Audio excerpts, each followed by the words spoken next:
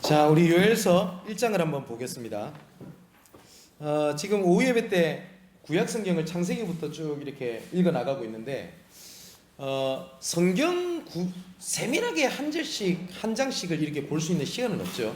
그리고 뭐 그렇게 뭐 성경을 아는 것도 중요하겠습니다만은 우리는 성경 학자가 아니에요. 그렇기 때문에 지금 성경에서 지금 어떻게 흐름이 흘러가고 있고, 그리고 그 요엘서에서 하나님께서 그리스도가 어떻게 나타나고 하나님께서 지금 이 상황에서 나에게 어떤 말씀을 주시는지를 아는 것이 중요하겠죠. 요엘서 1장 1절을 3절에 보니까 부두엘의 아들 요엘에게 임한 여호와의 말씀이라. 늙은 자들아 너희는 이것을 들을지어다. 땅의 모든 주민들아 너희는 귀를 기울일지어다. 너희의 날에나 너희 조상들의 날에 이런 일이 있었느냐? 너희는 이 일을 너희 자녀에게 말하고 너희 자녀는 자기 자녀에게 말하고 그 자녀는 후세에 말할 것이니라 라고 되어 있습니다. 요엘 선지자가 그 활동할 당시에 그때는요 그 메뚜기 대재앙으로 전 국토가 완전히 엉망이 되어버렸습니다. 그러니까 국토가 엉망이 되니까 당연히 가뭄이 이렇게 찾아오게 되죠. 그러니까 많은 백성들이 어려움을 당하게 돼요. 근데 이때 사람들이 어떠한 일이 생겨지게 되냐면 여기서 두 가지가 나온다. 어떻게 나오냐면 이제 하나님의 심판으로 우리는 다 끝났구나, 망했구나 라고 말하는 사람이 있고요. 그리고 어떤 사람들은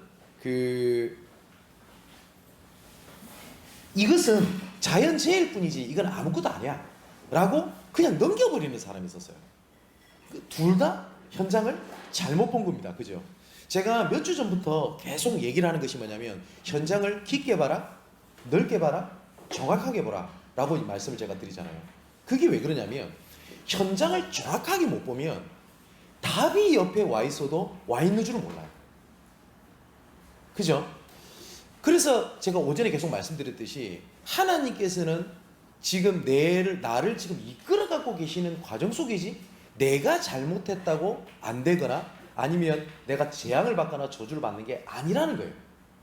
그래서 예레미야 29장 11절에 너희를 향한 나의 생각을 내가 안 하니 재앙이 아니라 분명히 평안이라 미래와 희망을 주는 것이라 이렇게 말씀을 하셨어요. 근데 이 말을 알아들었던 사람들이 거의 없습니다. 현장을 잘못 본 거죠. 그러니까 이 시대 때 메뚜기장이 왜 오는지, 이걸 통해서 하시고자 하나님의 계획이 뭔지 이거를 못 보는 거예요. 그래서 오늘 요엘 선지자에 보니까 어떻게 보면 우리 자녀들에게 좋은 걸 전해주고, 그죠? 좋은 말을 해주고, 우리는 이렇게 세상은 얘기하지만 하나님께서는 뭘 얘기를 하시냐면 너희 후손들에게, 그 자녀는 그 자녀들에게 왜 이렇게 저주와 재앙이 오는지를 내 자녀들에게 알려주라는 거예요. 뭐냐? 현장을 정확하게 보도록 해주라는 거예요. 저도 어렸을 때만 해도 어떤 얘기를 많이 들었냐면요, 지금 생각해보면 옛날에 학교 선생님들이 뭐또 뭐라고 얘기한 것 같아요. 2010년쯤 되면요 뭐 차가 막 하늘로 날아다니고 그쯤 되면은 뭐 세상이 그냥 막 완전히 다른 세상인 것처럼 이렇게 가르쳤다고. 점점점 좋아질 거라고. 예, 물론 과학 시대가 되면서 점점 좋아졌습니다만은 어떻게 보면 인간이 당하는 고통은 더욱더 극심해졌거든요. 그래서 우리가 그 제1의 RUTC, 제2의 RUTC, 제5의 RUTC까지 류 목사님 말씀하셨는데 제4의 RUTC가 뭐냐면 4차 산업혁명으로 말미암아 오는 후유증을 대비해라, 그거였거든요. 지금 당장 AI 시대가 되면서 실제로 사람들 문제가 오기 시작을 했습니다. 실제로 점점점 시간이 지나면 지날수록 이거는 제 뇌피셜이 아니라 대한민국 그 보건복지부에서도 발표를 했고 세계 그 보건기구 WHO에서도 얘기를 하기를 점점점 정신문제가 심각해져 갑니다. 점점점. 근데 이런 정신문제로 시달리는 이런 시대가 연령대가 점점 낮아지고 있어요. 생각지도 못했던 일들이 벌어지는 겁니다. 지금은 제가 청소사역을 본격적으로 안 한 지 오래돼가지고 잘 모르겠습니다만은 제가 그 청소사역을 할 때 서초경찰서, 여성 청소년계 형사분을 알았어요. 근데 이분 보고서를 제가 받고 그때도 제가 놀란 게 뭐냐면 일명 우리가 그 원조교제라고 하죠. 요새 애들은 조건 만남이라고 합니다. 그렇게 하는 연령층대가 지금 초등학교 6학년, 5학년까지 내려가 있어요. 이해되세요? 제가 어릴 때만 해도 4학년, 5학년입니다. 아무것도 모를 때입니다. 근데 그 문제가 지금 이렇게까지 내려와 있다니까요. 거의 대부분 현장 준비를 못하는 겁니다. 이것이 현장을 올바르게 얘기해 주는 것이 못하다 보니까 이게 교회까지 들어와가지고 교회에서 조금 사단 얘기 많이 하면 저 귀신론이다 딱 이래요. 그리고 안 좋은 얘기를 하다 보니까 뭐니까 기분이 나쁜 겁니다. 오히려 교회 가서 잘할 거야. 그리고 군기 팡팡 쳐주고 그 용기 주고 이러면 힘이 나오고 막 복음인 것처럼 되는데 성경에는 하나님이 분명히 저주와 재앙에 대한 얘기가 나와요. 그러니까 내가 조금 뭡니까 현장에 있는 얘기들이 들려지게 되면 그게 그렇게 기분이 안 좋은 겁니다. 근데 성경에는 오늘 분명히 뭐라고 되어 있냐? 자녀들에게 전달해라 라고 되어 있거든요. 오늘 4절에 보십시오. 파충이가 남긴 것을 메뚜기가 먹고 메뚜기가 남긴 것을 느치가 먹고 느치가 남긴 것을 황충이가 먹었다. 이게 하나님께서 뭘 얘기를 하냐면 먹고 라고 얘기가 나오죠. 이거는 포로 시대를 얘기를 하거든요. 이 이스라엘 백성들이 보세요. 블레셋, 바벨론, 아수르, 바사 계속 포로 시대가 계속 오게 돼요. 이럴 때 하나님께서 1장 9절에 뭐라고 말씀하시냐면 소재와 전제가 여호와의 성전에서 끊어졌고 여호와께 수종드는 제사장들은 슬퍼하였도다 라고 되어 있어요. 참 생각해 보세요. 하나님께서는 포로 시대 때 해방하는 방법을 하나님께서 뭘 주시냐면 국력을 굳건히 해라, 네 왕을 세워라, 아니면은 사람은 도덕적으로 회복해라 이런 얘기를 안 하셨어요. 하나님께서 애굽의 노예 시대로 있었을 때 하나님께서 빠져나오는 방법을 출애굽기 3장 18절에 희생제사 드리도록 해라 이렇게 말씀하셨어요. 오늘 본문에도 우리가 그 호세아서 그 다음에 우리가 아모스서 봤죠. 아모스에도 분명히 뭐라고 되어 있죠. 이 백성이 고통을 당하는 이유는 여호와를 아는 지식이 부족하다라고 되어 있어요. 그러면 생각해 보세요. 내가 지금 경제에 아니면은 여러 가지 갈등의 문제에 내가 포로노에 속국돼 있단 말이에요. 여기서 빠져나갈 수 있는 하나님의 답을 오늘도 뭐라고 되어 있냐면 분명히 소재와 전제가 여호와의 성전에서 끊어졌고 여호와께 수종드는 제사장들은 슬퍼했다라고 되어 있어요. 하나님께서는 그 문제 포로에서 해방시키는 하나님의 방법이 뭐였냐면 예배였어요. 근데 사단은요 이거를 계속 속이는 겁니다. 어떻게 하냐? 예배 드린다 대라 딱 이래 되는 겁니다. 그리고 내가 지금 기도한다 되겠나 이 생각이 드는 겁니다. 심지어 목회자들조차도 이렇게 얘기하는 사람이 있습니다. 기도한다 되나 열심히 최선 다하고 열심히 해가지고 하면서 기도해야지. 굉장히 논리적으로 맞잖아요. 그런데 내가 어찌할 바를 모를 때는 성경이 뭐라고 되어 있냐? 너희는 가만히 서서 여호와께서 일을 행하심을 바라봐라. 13절에 이렇게 되어 있습니다. 제사장들아 너희는 굵은 배로 동이고 슬피 울지어다. 이 제사장들은 지금 주의 종들을 얘기합니다. 제단에 수종드는 자들아 너희는 울지어다. 내 하나님께 수종드는 자들아 너희는 와서 굵은 베옷을 입고 밤이 새도록 누울지어다. 이는 소재와 전제를 너희 하나님의 성전에서 드리지 못함이로다. 너희는 금식일을 정하고 성회를 소집하여 장로들과 이 땅의 모든 주민들을 너희 하나님 여호와의 성전으로 모으고 뭐라고요? 여호와께 부르짖지어다. 여기는 제사장들아 이러면 지금으로 말하면 목사들아 이 말이에요. 그리고 제단에 수종드는 자들아 중직자를 얘기합니다. 근데 많은 사람들이 교회가 왜 사람들이 모이지 않냐, 왜 교회가 핍박을 받냐 라고 하는 모든 원인을 다 어디서 찾는지 아세요? 도덕적으로 해이해져서 그렇다, 뭡니까 컴퓨터로 말미암아 잘 못 모여서 그렇다. 다 맞아요. 근데 성경은 분명히 뭐라고 되어 있냐? 온전한 하나님 앞에 제사를 드리지 않았다고 말돼 있어요. 그죠? 지금 우리 한 해에 미국에만 2만 개 교회가 문을 닫습니다. 그리고 우리 대한민국에만 한 해에 700개 교회가 문을 닫아요. 이번에 제가 강서노회에서 보고서를 받았는데 죄송한데 우리 교단에서도 문을 닫는 교회도 있어요. 여러분 이상하지 않습니까? 마태복음 16장 16절에 주는 그리스도시요 살아계신 하나님의 아들이십니다. 예수님께서 뭐라고 말씀하셨냐? 너무 좋아하셔가지고 이 반석 위에, 그 고백 위에, 맞죠? 예수가 그리스도가 된다는 그 고백 위에 내가 교회를 세우리니 음부의 권세가 이기지 못하도록 하겠다. 교회가 무너지지 않도록 하시겠다고 말씀하셨어요.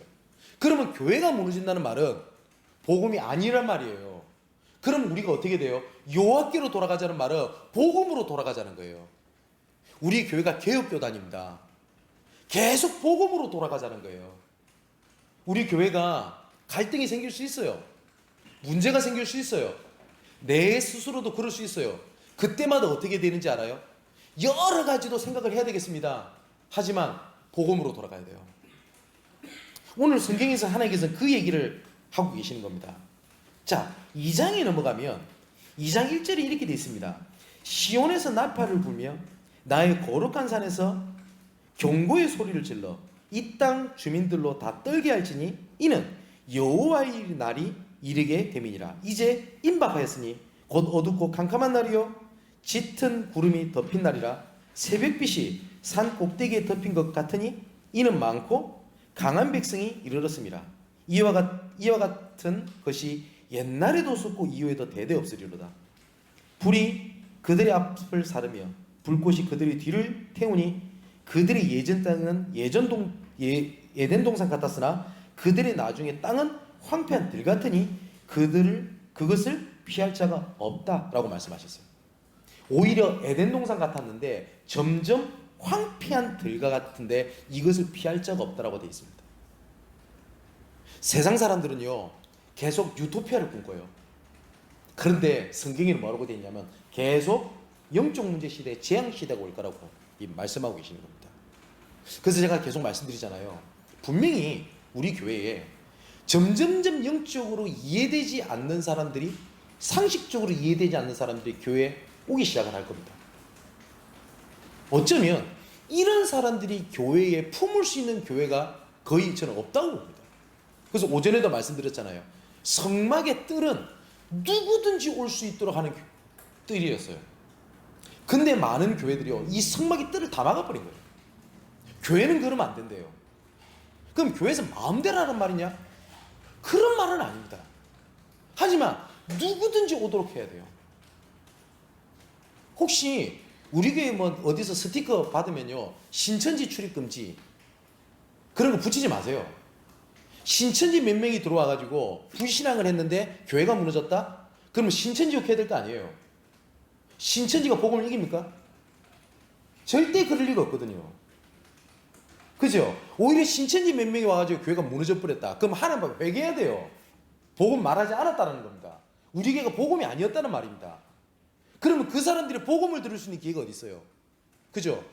그러려면 모든 사람을 품을 수 있는 그릇이 준비가 돼야 돼요. 그죠? 그래서 바울은 고린도전서 9장에 내가 율법 아래 있지 아니하지만 율법 아래 있는 처럼 행하는 이유는 그 사람을 얻기 위함이에요. 그렇지 않습니까? 바울은 붙잡힌 사람이 아니었습니다. 근데 그 사람처럼 그 사람을 말로 깨우친다라고 안 돼 있고요. 그 사람처럼 행함은 왜냐? 수용했다는 거죠.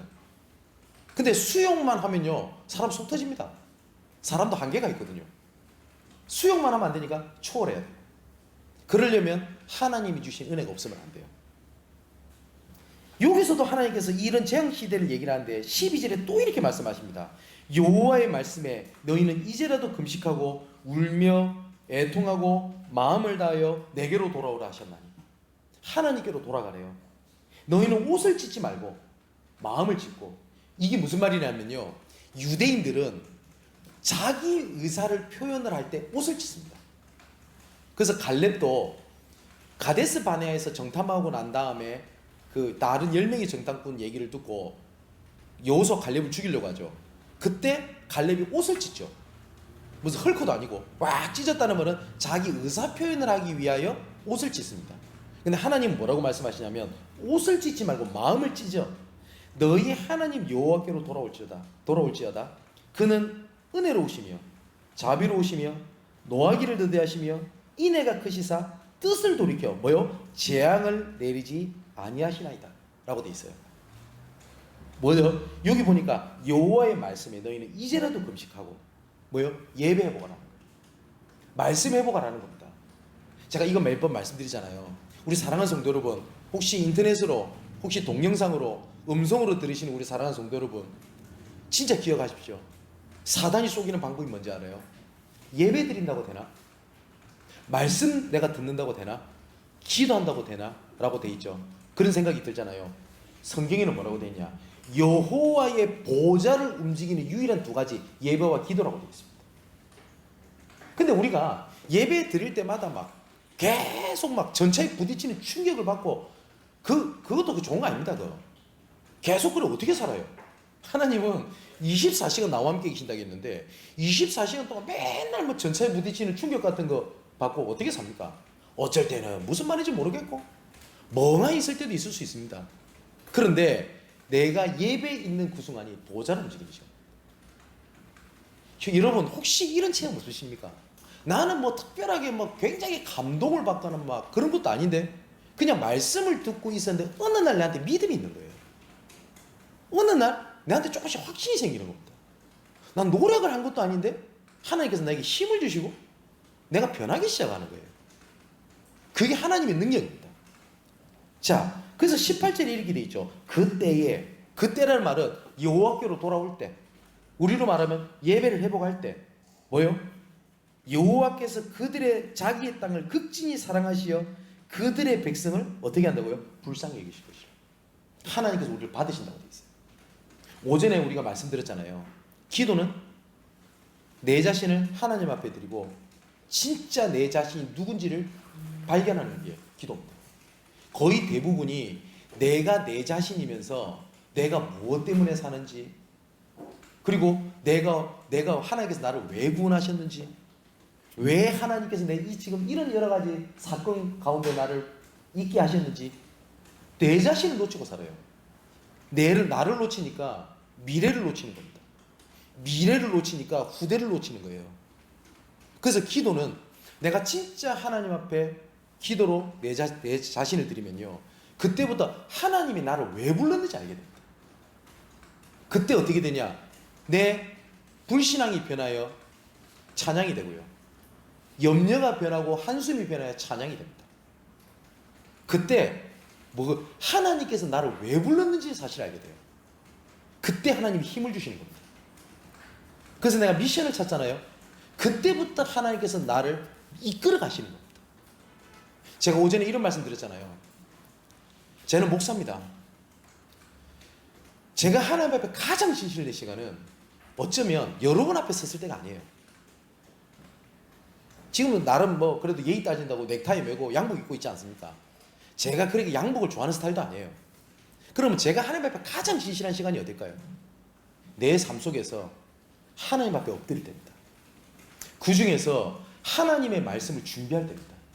왜냐? 하나님의 말씀을 가지고 제가 장난을 친다거나 내 이득을 본다거나 아니면 너 한번 진짜 공격받아봐 하고 진짜 공격을 하게 산다거나, 진짜 만일에 그렇다면 저는 오늘부터 목사가 아닌 겁니다.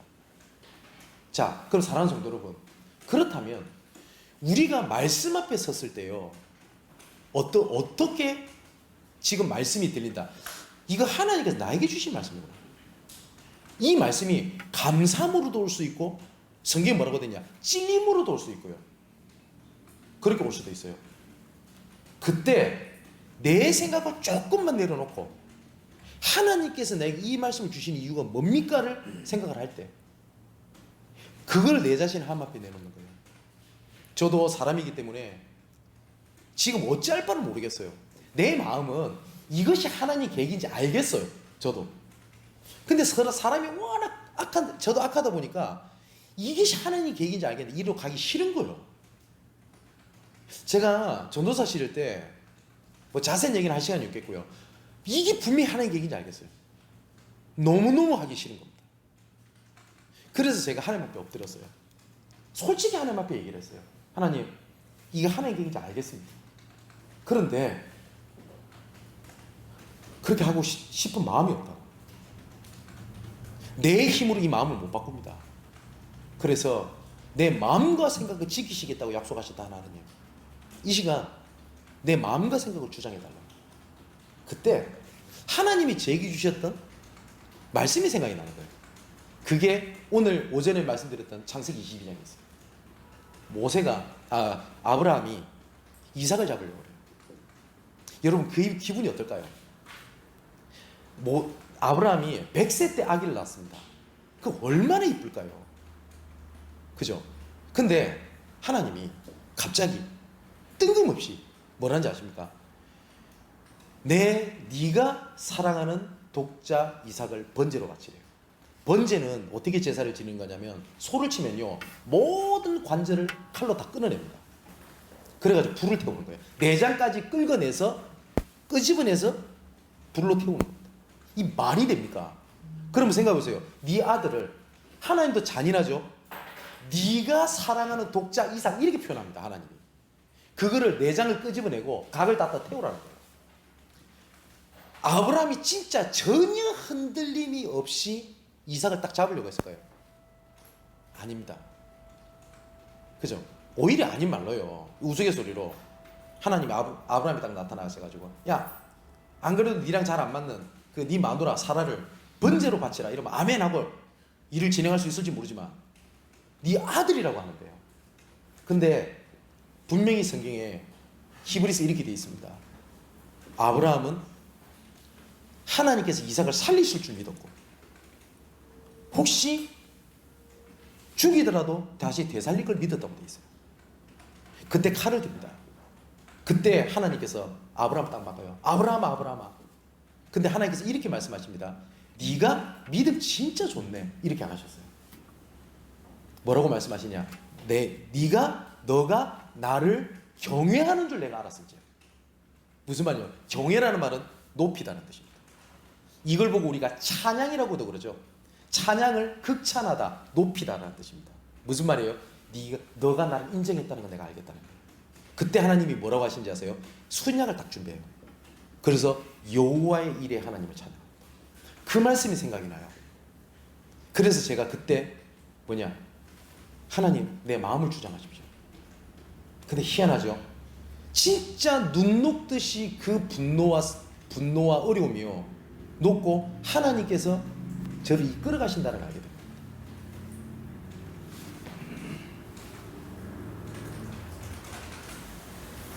또 21절에 이렇게 돼 있어요.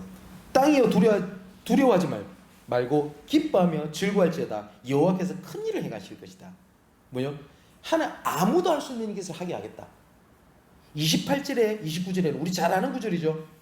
그 후에 내가 내 영을 만민에게 부어주리니 너희 자녀들이 장래일을 말할 것이며 너희 늙은이는 꿈을 꾸며 너희 젊은이는 이상을 볼 것이며 그때에 내가 또 내 영을 남종과 여종에 부어줄 것이며 하나님께서 어떻게요? 아무도 할 수 없는 일에 성령 충만을 주시겠다고 약속하셨어요. 여기에 네가 해라라는 말 단 한마디도 안 나와요. 성경에. 전부 다 내가 할게. 32절에 이렇게 되어 있습니다. 누구든지 여호와의 이름을 부르는 자는 구원을 얻으리니 이는 나 여호와의 말대로 시온산과 예루살렘에서 피할 자가 있을 것이며 남은 자 중에 나 여호와의 부르심을 받을 자가 있을 것임이니라. 남을 자를 예비하시고 구원하셨던 하나님이십니다. 자, 그러면 세 번째로 반드시 하나님께서 오게 될 성취의 언약의 그날을 요엘서 3장에 말씀하세요. 3장 16절에 이렇게 되어 있습니다. 여호와께서 시온에서 부르짖고 예루살렘에서 목소리를 내시리니 하늘과 땅이 진동하리로다. 그러나 하나님께서 그의 백성의 피난처 이스라엘 자손의 산성이 되시니라. 여기 피난처가 됐다. 시편 9편 9절에는 여호와는 환난 당한 자의 산성이시다. 시편 14편 6절에는 여호와는 가난한 자의 피난처이시다 라고 되어 있습니다. 여러분 혹시 그런 그림 못 보셨어요? 독수리가 날개를 이렇게 펼쳐가지고 새끼 독수리를 이렇게 품고 있는 그림이 있을 겁니다. 아마 되게 유명한 그림이에요. 이 그림이 뭐였냐면 그 미션을 줬다고 해요. 그러니까 우리로 말하면 경연장이죠. 평안이라는 단어를 한번 표현해봐라. 그렇게 그 제시를 줬다고 합니다. 그랬더니 초원위에 날씨 좋고 낚시하고 있고 이런 그림들이 나오는데 한 그림이 딱 나온 거예요. 독수리가 그 비바람이 치는데 어미가 그 새끼를 품고 있는 거예요. 이 사람이 성경에서 그걸 본 거예요. 그죠? 여기 분명히 뭐라고 돼 있냐? 환난 날에 피난처가 되실 거라고 돼 있어요. 그 다음 무슨 말? 환난이 있더라도 피난처가 되게 하겠다. 그리고 17절에 이렇게 돼 있습니다. 그런즉 너희가 나는 내 성산 시온에 사는 너희 하나님 여호와인 줄 알 것이라. 예루살렘이 거룩하리니 다시는 이방 사람이 그 가운데로 통행하지 못하게 할 것이다. 다시는 너희가 포로 속고 노예가 되지 않도록 하겠다. 여기 분명히 이래 돼 있죠. 이방 사람이 그 가운데로 너희를 통하지 못하도록 하겠다. 사랑하는 성도 여러분, 여러분들은 사단에게 쏘가서 아니면 이끌림을 받아서 절대 멸망당하지 않습니다. 왜냐? 이미 사망에서 생명으로 옮겼느니라. 그죠? 그러면 사단 앞에, 스스로 앞에, 하나님 앞에 믿음을 고백하는 겁니다. 내 앞에 문제가 아무리 무너지는 것처럼 환난 날이 될지라도 내 앞에 있는 문제는 절대 나를 무너뜨리지 못한다. 아멘, 맞죠? 그게 하나님의 자녀입니다. 18절에 이렇게 돼 있죠. 그날에 어떻게 해요? 산들이 단 포도주를 떨어뜨릴 것이며 작은 산들이 젖을 흘릴 것이며 유다 모든 시내가 물을 흘릴 것이며 뭐라 이렇게 돼 있죠. 여호와의 성전에서 샘물이 흘러나와서 시딤 골짜기에 되리라. 여호와의 성전에서. 20절에 이렇게 됐습니다. 유다는 영원히 있겠고 예루살렘은 대대로 있을 것이게 될 것이다. 이렇게 되어 있습니다. 자, 요엘서 3장까지를 간략하게 요약을 했어요. 여기서 주제는 뭐예요? 하나님 앞으로 가는 거예요. 5절에 말씀드렸죠. 보좌를 움직이는 건 딱 두 가지입니다. 예배와 기도입니다. 그래서 사랑하는 성도 여러분, 예배에 생명 걸라는 겁니다. 문제 가운데 어떻게 해요? 환난 가운데 피난처 되시는 여호라 그랬어요. 근데 희한하죠. 평상시는 괜찮아요. 문제, 사건, 갈등 생겨버리면 가장 첫 번째 무너지는 게 예배부터 딱 무너져요. 예배 때문에 무너지는 것도 별것도 아니에요. 그게 사단에게 속는지도 모르고 그게 그 속으로 들어가요. 다른 데 답이 있는 줄 알고 계속 옮겨 다녀요.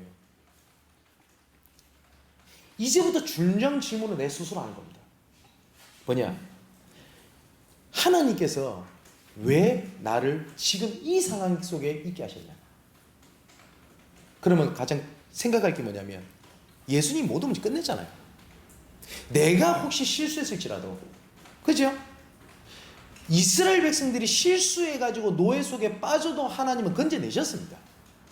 그러면 내가 잘못해서 내가 안 돼서가 아니라 하는 게 뭐냐는 거예요. 이 올바른 질문을 예배와 기도 속에서 있다 보면 하나님은 반드시 말씀을 통해서 답을 주시게 돼 있어요.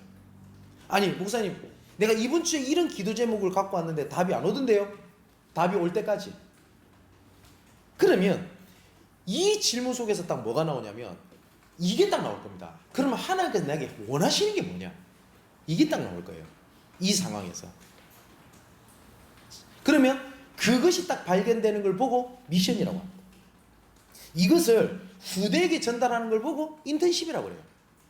이거를 두루 성도들과 나누는 걸 보고 포럼이라고 얘기를 합니다. 우리가 이런 생각이 들 때가 있을 거예요. 왜 포럼이 안 되지? 이거는 옆에 사람이 포럼을 못하는 게 아닙니다. 아니, 안 하는 게 아닙니다. 못하는 겁니다. 사람이 극도의 문제 속에 빠져버리면요, 아무 말 못해요. 근데 이 사람이 그 하나님을 고백할 때까지 기다려주는 겁니다. 근데 내 작은 포럼이 옆에 있는 사람을 어떻게 살려내는지 모릅니다. 사랑하는 성도 여러분, 우리 렘넌트들이 가끔가다 믿음의 고백을 저한테 문자로 보낼 때가 있어요. 우리 교회 성도들이 저한테 문자로 보낼 때가 있습니다. 근데 그 문자 하나가 저를 살려요. 그게 포럼입니다. 내가 옆에 있는 사람한테 내 믿음 좋다, 아니면 응답받았다라고 얘기하는 게 아닙니다. 근데 이 사람은 어려워요. 힘들어요. 그 가운데 믿음을 붙잡는 모습에 옆에 있는 사람이 살아요. 그죠? 그렇다면 내가 지금 어려운 가운데 믿음의 고백이 옆에 사람을 살리는 것이 맞다면 내 어려움은 문제가 아니라 사람을 살리는 하나님의 컨텐츠입니다. 그죠? 이걸 보고 뭐라고 하냐? 진짜 누린다고 얘기를 하는 겁니다. 그러면 이때부터 뭐가 딱 보이게 되냐면 24시가 먼저 딱 보여요. 사람이 진짜 어려움이 딱 생기잖아요. 24시는 아무나 합니다. 생각을 해보세요. 내가 게임에 미쳐버리면요. 게임이 24시 합니다. 그죠? 사람이 진짜 아프면요. 24시 합니다. 아까 목양실에서 우리 랩런트들이랑 무슨 이런 얘기를 하다가 제가 3일 치약을 받아오면요. 3일 치약을 거의 먹는 일이 없어요. 왜냐면 대충 하루 먹다 그냥 안 먹게 되더라고요. 근데 제가 한 달 치약을 받아왔는데 진짜 한 끼도 안 빼먹고 먹었던 적이 있어요. 그게 뭐냐면 어깨 50견이 와가지고 이게 너무너무 아프니까요. 악착같이 약을 먹었어요. 그렇게 병원 가기 싫어한 제가 병원을 찾아가가지고 어깨에 주사까지 맞았어요. 아프니까. 그걸 보고 50견 24시라. 오직 그거밖에 없어요. 그러다 보니까 좀 어깨에 관련된 얘기가 되면 TV를 또 보게 됩니다. 제 건강 뭐 프로그램 안 보거든요. 그거 딱 보고 있는 거예요. 일부 뭐라 그래요? 24시. 자, 그렇다면 누구든지 24시는 할 수 있어요. 근데 여기서 키는 어떠한 25시를 찾아내는 거거든요. 내가 상처 24시 해버리면요. 다른 사람이 이해하지 못하는 내한테 문제가 딱 닥쳐버립니다. 이걸 보고 25시라 그래요. 왜 25시라고 표현했냐? 사람의 영역은 24시까지입니다. 굳이 25시라고 표현한 거는 사람의 영역이 아닌 뭐가 나온다는 말이에요. 여러분, TV를 보면 이상한 거 안 봅니까? 뭐 평택에 있는 편의점에 막 차 갖고 밀어 닥쳤던 그 아줌마 이해되세요? 그 조금 뭐 우편물 안 받아준 것 때문에 그 아줌마 그랬을 거라 봅니까? 아니거든요. 그죠? 우리나라에 10대가 사망률 1위가 자살입니다. 20대 사망률 1위가 자살입니다. 30대 사망률 2위가 자살입니다. OECD 국가 중에 자살 1위가 우리 대한민국입니다. 그러면 죽고 싶다라는 생각은 다 합니다. 저도 해본 적이 있습니다. 근데 자살을 시도할 만큼 잡혔다? 25시 뭘 본 겁니다. 그죠? 그럼 내가 뭘 집중한다가 여기서 25시 뭐가 나온다니까요. 이게 하나님이 주신 힘입니다. 모든 사람은 무너지는 것 같은데 그 순간순간마다 뭘 하냐? 오전에 말씀드렸던 대로 선택. 내가 기도를 선택하냐? 내가 염려를 붙잡고 있는 걸 선택하냐는 거예요. 내가 계속 하다 보면 나도 모르게 24시로 들어갑니다. 그때 25시는 내가 몰라요.